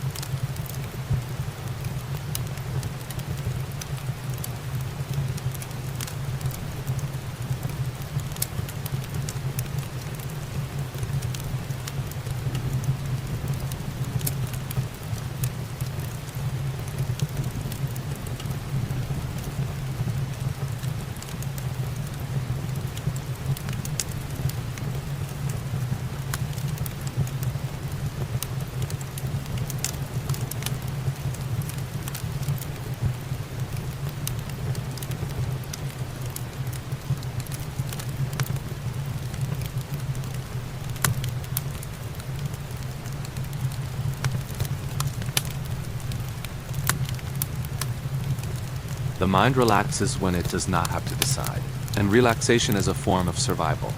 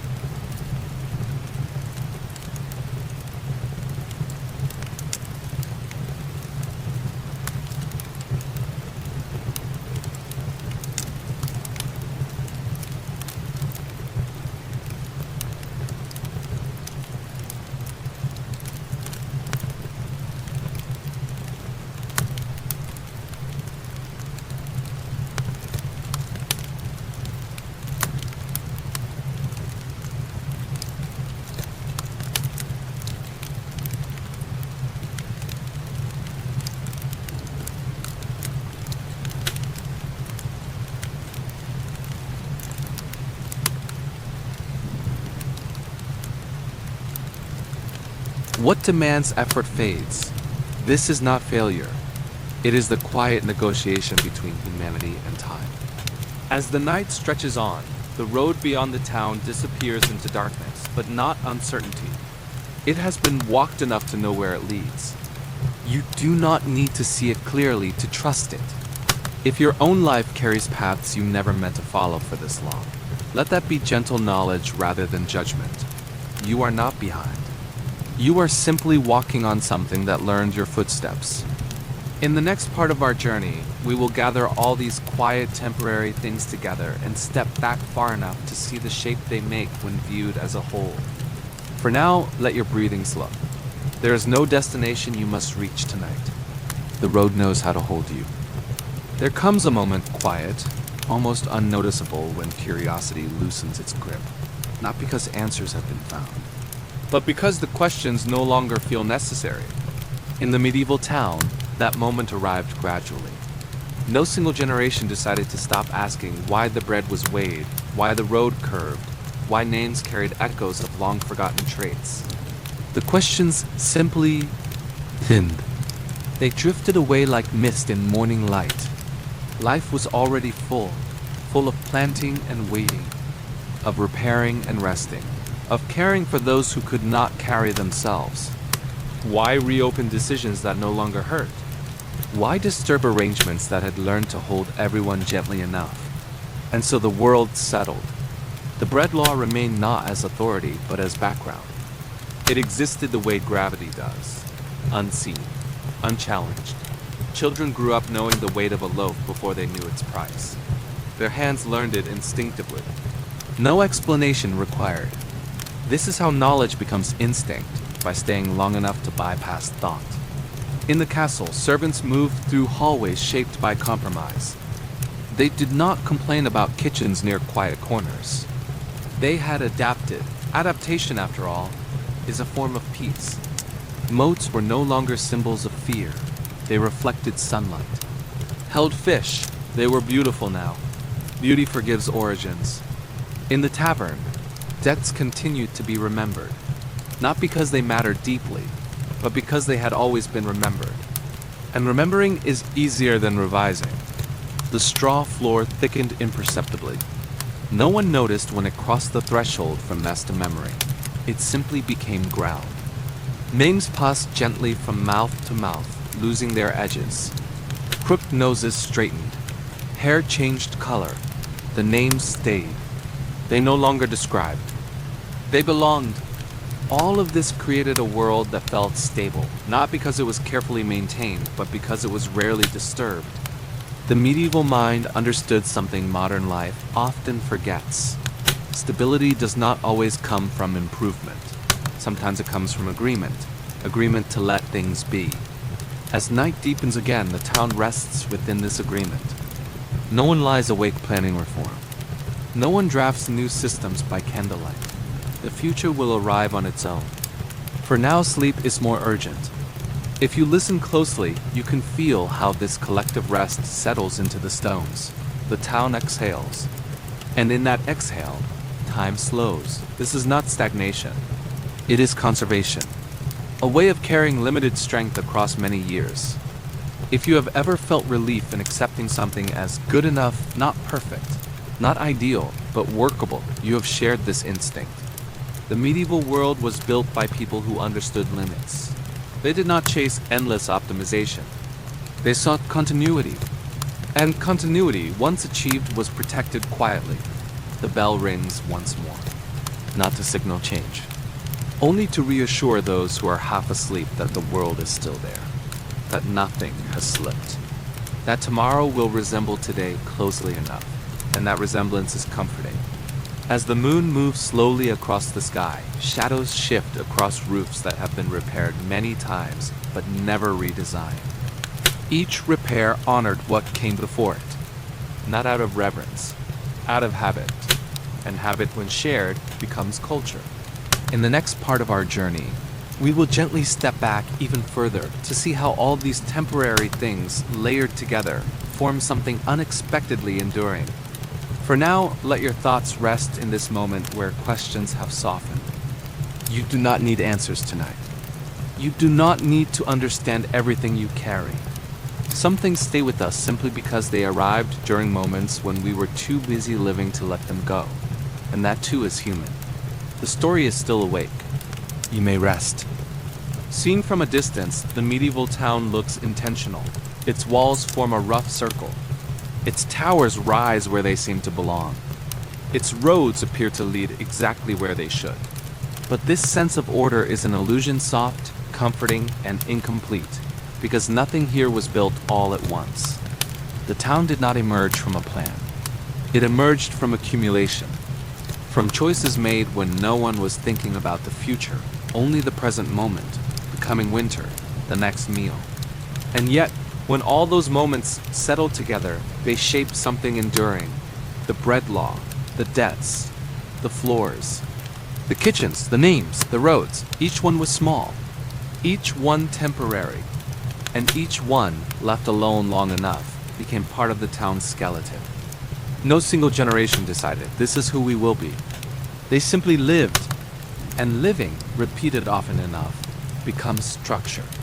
At night, when the town is quiet and even the bells have gone still, this structure becomes visible not to the eye, but to the feeling.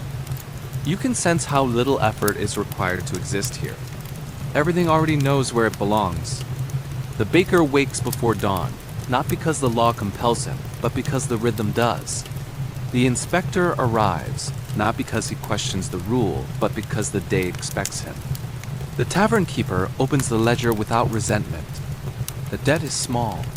It has lost its sting. The straw floor yields softly beneath familiar feet. No one thinks about removing it. Removing it would change the sound of the room, change the way people stand, change the memory of the place. And memory matters more than cleanliness. In the castle, servants move through passages shaped by long-ago urgency. They do not complain. Complaining would require imagining an alternative. And alternatives are tiring. Names are spoken that once meant something else entirely. No one remembers what. The names have done their job. They have endured. Outside, the roads curve in the same forgiving way they always have. They ask nothing of travelers except trust, and travelers give it freely. Because the road has never betrayed them. What is remarkable is not that these things stayed. It is that no one felt the need to justify them. In this world, justification is a luxury. Energy is spent where it matters most. Warmth, food, care. Everything else is allowed to remain imperfect. This creates a quiet kind of stability, not rigid, not flawless, but gentle. If a rule no longer hurts, it is allowed to sleep. If a habit still works, it is allowed to stay. If a solution solved yesterday's problem well enough, no one rushes to undo it today. This is not a lack of intelligence. It is a deep understanding of limits. The medieval mind did not seek constant improvement. It sought continuity, a way to carry fragile human lives across uncertain time. As the night deepens, the town becomes almost indistinguishable from the darkness around it. Lights dim, windows go black. Only the outline remains. A shape built from moments no one thought were important enough to record. Yet here they are recorded in stone, in habit, in silence. If you step back far enough, you can see how all the temporary things lean against one another. The bread law supports the market. The market supports the tavern supports the road. The road supports the town. Remove one, and the shape shifts, so no one removes them. Not out of fear, out of care. If you have ever kept something in your life, not because it was perfect, but because it helped you get through a difficult season, you already understand this town. Maybe it was a routine, a belief, a way of seeing yourself. Maybe it started as a temporary measure, just for now. And then, quietly it stayed. Not because you forgot to change it, but because it no longer asked to be changed. The medieval world did not hurry toward answers. It rested inside questions until the questions grew tired. And when the questions fell silent, life continued peacefully. As the moon reaches its highest point, the town breathes as one body. No one is awake trying to improve it. No one is awake worrying about its logic. The world is allowed to be exactly as it is, and in that allowance there is rest. In the final part of our journey, we will let this understanding settle, completely returning gently to the present, carrying with us the quiet truth that not everything meant to be temporary needs to be removed. Some things are allowed to become home. For now, let the shape of this world hold you. There is nothing left to figure out tonight. Everything important has already found its place. The night no longer feels separate from the town. It has become part of it. Stone and shadow blend together now, edges softened, details forgiven by darkness. The medieval town rests the way a long-lived body does, familiar with its own weight, unafraid of stillness. Nothing stirs urgently. Nothing asks to be changed. And in this quiet, something gentle becomes clear. All the temporary things we have followed, the bread law, the debts, the floors, the kitchens, the names, the roads were never mistakes. They were pauses. Moments where humanity chose rest over revision. The bread law still exists somewhere in parchment and memory, but tonight it has no authority. It sleeps. Not abolished, not corrected, simply outgrown by time. It once mattered deeply. It protected people when hunger loomed close. Then hunger moved on, and the law stayed behind, not as control, but as echo. A reminder that care often begins as urgency and ends as habit. The market is dark now. Stalls folded, scales resting. No inspector weighs bread in moonlight. The town trusts itself again. Trust is what remains when rules loosen their grip. In the tavern, the fire has gone cold. The straw floor holds the warmth of countless evenings, compressed into something solid enough to stand on. If someone were to dig beneath it layer by layer, they would uncover spilled ale, dust, laughter, and time. No one does. Because some records are meant to remain buried, not hidden, just respected. The ledger rests closed on the counter. Names written inside it no longer feel like obligations. They feel like lineage. The debt passed through generations has lost its edge. It has become a story more than a burden. And stories weigh less than numbers. In the castle, kitchens remain where they were hastily placed. Servants know the paths by heart. Walls have learned their footsteps. Nothing here is ideal. Everything here is known. And known things allow the mind to rest. Outside, the moat reflects the sky without memory of fear. It holds moonlight now, not enemies. It has been forgiven by time. The roads curve gently through darkness, carrying no urgency. They do not demand direction. They simply accept movement. The road has learned that people will follow what feels kindest to tired feet, and it has shaped itself accordingly. Names drift through sleep spoken softly by parents checking on children, whispered by lovers half awake, remembered by the elderly without attachment to origin. The names no longer describe, they accompany, and that may be their greatest purpose. Stepping back farther now, you can see the full shape of the town. It was not built by visionaries. It was shaped by people who postponed decisions because survival mattered more than perfection. People who chose familiarity over improvement. People who allowed the world to stay imperfect if it meant staying gentle. This is not failure. This is endurance. If history were a voice, it would not shout lessons. It would murmur reassurance. It would say, you do not need to fix everything tonight. You do not need to understand everything you carry. You do not need to erase every temporary thing that stayed longer than expected. Some things remain because they helped you once, and that is reason enough. The medieval world did not fear incompleteness. It lived inside it, and because of that, it slept deeply. As the night reaches its quietest hour, the town becomes almost weightless. Time loosens its hold. The past no longer presses forward. The future does not intrude. There is only now, only breath. Only the gentle understanding that life does not need to be optimized to be meaningful. If tonight's story reminded you of a beautiful memory one you had almost forgotten, feel free to share it below. When was the last time you looked up at the night sky and felt at peace? Here, no one rests alone. Every story is a soft lantern in the dark. If this story brought you calm, leave a gentle comment for yourself. And don't forget to subscribe for more peaceful nighttime journeys with tedious history for sleep. Now let the town fade gently from view. Let the roads disappear into darkness they trust. Let the temporary things sleep where they are. You have nothing left to carry, nothing left to solve. Only rest, only quiet, only the kindness of time, finally moving slowly enough to match your breath. Good night.